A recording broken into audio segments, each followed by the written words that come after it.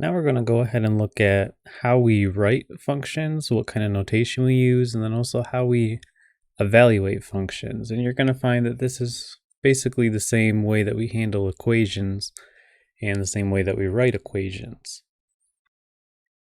So let's start with an example of an equation. So y equals x plus 1, for example. So we can verify that this is indeed a function in a couple of different ways. One way would be, again, with the vertical line test. If we went ahead and graphed this function, it would look something like this. So I'm just doing a quick sketch here, not being very exact with it, but it would be a straight line going through y equals 1 on the y-axis. And we can see that if we draw a vertical line anywhere, it will only pass through 1 point. So it does pass the vertical line test, so this is a function. So the notation that we use for a function is we typically, we can use any letter just like we do with y or x. That's kind of arbitrary, but we typically start by using the letter f. And we write f parentheses x. And the way we read this is f of x. So this is kind of shorthand for function of x. So f of x is defined to be the y values. So essentially we're just taking the y values and we're replacing them with a different notation that ensures us that this is indeed a function. So instead of y, we write f of x. So the way we would write this equation that we have written, y equals x plus 1 as a function, would be f of x equals x plus 1. Okay. So now what this allows us to do is do things like, okay, if we want to evaluate this when x is equal to 3, then we can write that by writing the point f of 3. So we replace the x inside the parentheses with the point that we're trying to evaluate it at.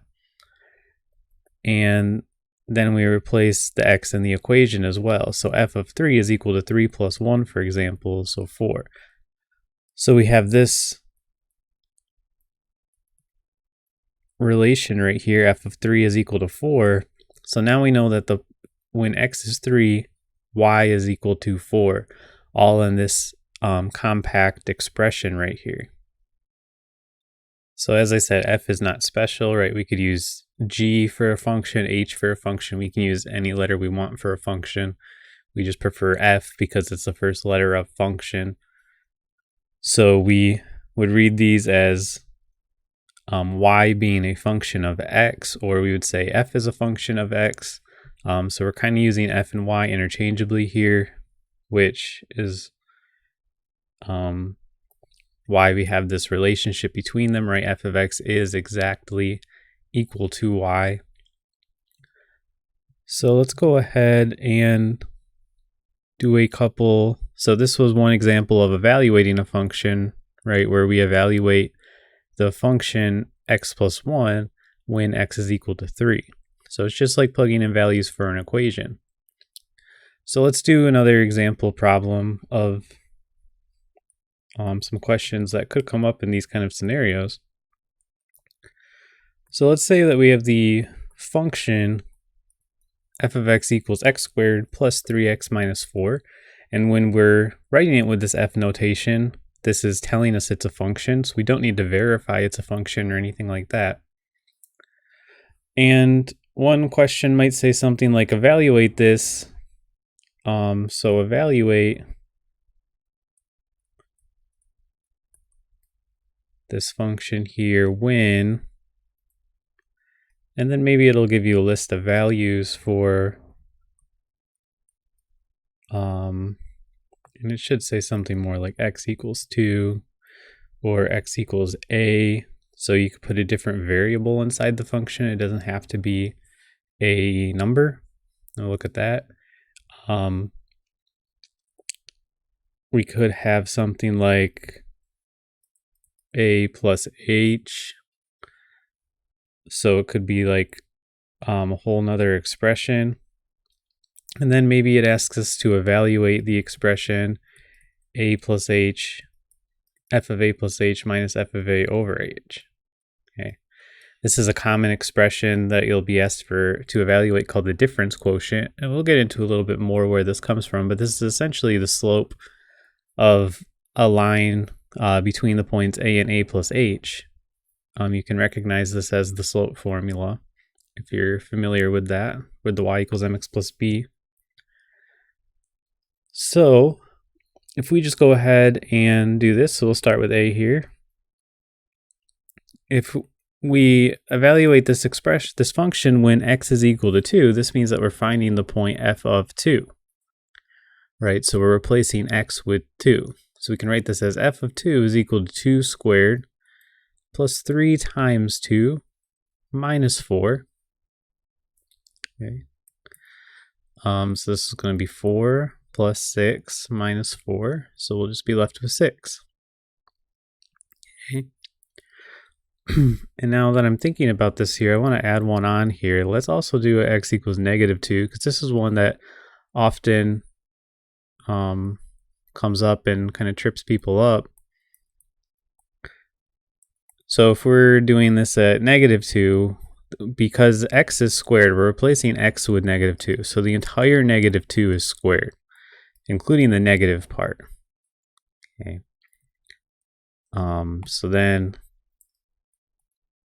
we're replacing this x with negative 2 and then subtracting 4.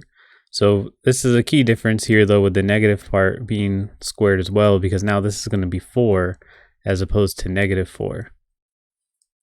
Okay. So then this is minus 6, 3 times negative 2, and then minus 4 again. So this is going to be a negative 6. Okay. So just a common one that comes up that I just wanted to mention there real quick.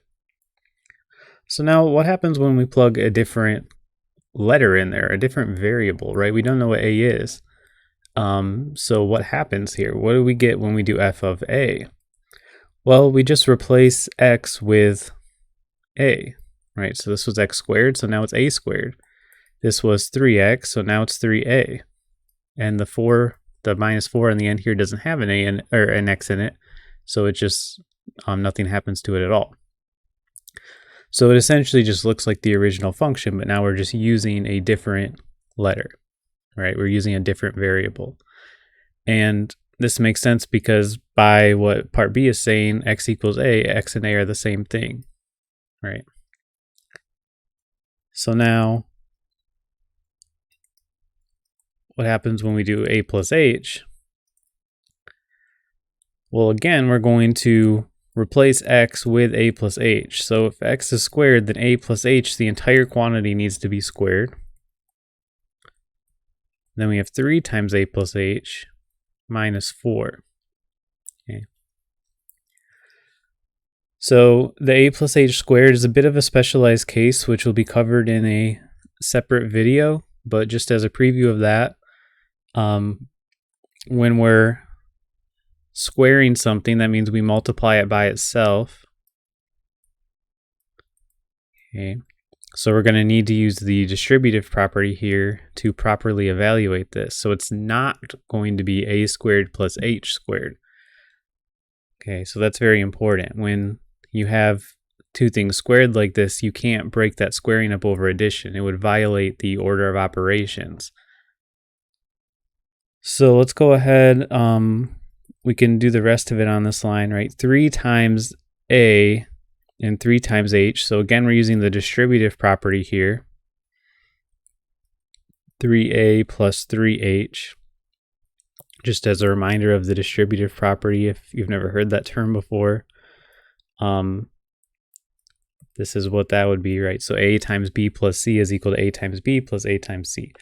So basically it gives us a way to do the multiplication first before the addition in this specific scenario. All right, so then we have minus 4. So here we want to use the distributive property to do a plus h times a and a plus h times h. Okay. So that'll end up looking like this. And all this stuff over here, there's nothing we can do with it, right? There's no like terms here. Everything is like with a different variable. So there's nothing that we can combine. And now finally, we can do the distributive property again with these outside terms, right? So I'm just drawing here what we're multiplying by what.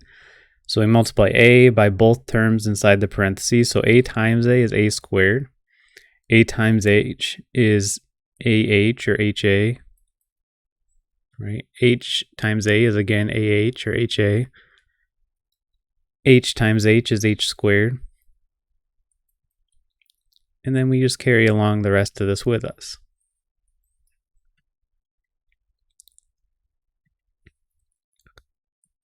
So now we can go ahead and look for things that we can combine. There's really not much here though. There's only two terms that can be combined, and that's the AH's right in the middle there, right? There's AH plus AH, which will give us 2AH, okay, because there's two of them. We can't combine any other terms here because they all have unique variables.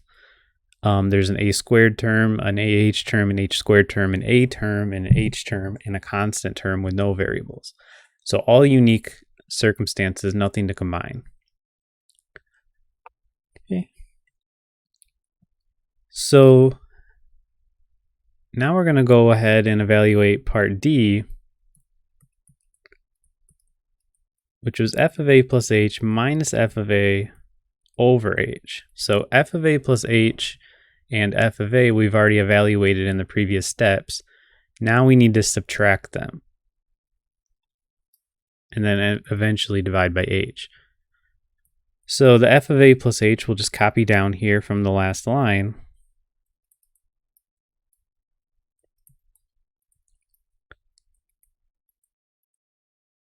Okay, and then we're going to copy down the f of a, which was a squared plus 3a minus 4.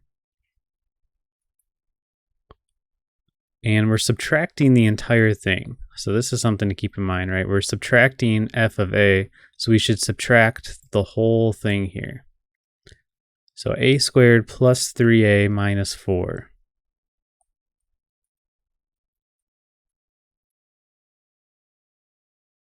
Okay, I'm just going to keep double checking that I copied it right. So this is very important that we have this parentheses around the whole thing, because now we know that we're subtracting each term in here. So we're doing minus a squared minus 3a minus negative 4. So some people like to just write it out exactly like that. So kind of like get rid of the parentheses and write out that you're subtracting all of those. So we call that distributing the negative. So it's like there's a negative 1 right here, and you use the distributive property, right? We can think of it that way. Or we can just think of it as subtracting each term. So let's recopy this long expression here. So let's write that out. Minus a squared minus 3a minus negative 4 gives us a plus 4 because those negatives cancel out. And then we're going to divide that whole thing by h. So now we're really looking for hopefully some terms to cancel out here since we have such a long expression. Luckily they do. You can see we have a squared minus a squared. So I'm going to go ahead and cancel those. A squared minus a squared, that'll be 0. We have a 3a minus 3a, that'll be 0. We have a negative 4 plus 4, that'll be 0. So we still have a lot of terms here, but we've greatly cut them down. So we have 2ah plus h squared minus 3h over h. Okay. So now the final step in evaluating this, we want to, we have an h in every term, so we can go ahead and cancel an h out of everything. You can think of this as factoring an h out of the top. Again, factoring is a technique that'll be covered in a separate, its own video. but essentially you just find a term that can be divided out of every term and bring that out front. Okay, so it's kind of like the distributive property, but in reverse. And when I say kind of like, I mean exactly like the distributive property, but in reverse. But however you think of it, ultimately you're going to cancel an h out of everything. All right, so you have h here, h, h, h. So with the h squared, notice that there's two copies of the h, right? H times h. So we're only canceling one of them. Everything else only has one copy of h. So we go ahead and cancel them out. And we can only do this because every single term has an h in it. So ultimately, we're going to get 2a plus h minus 3. And that will be our final answer.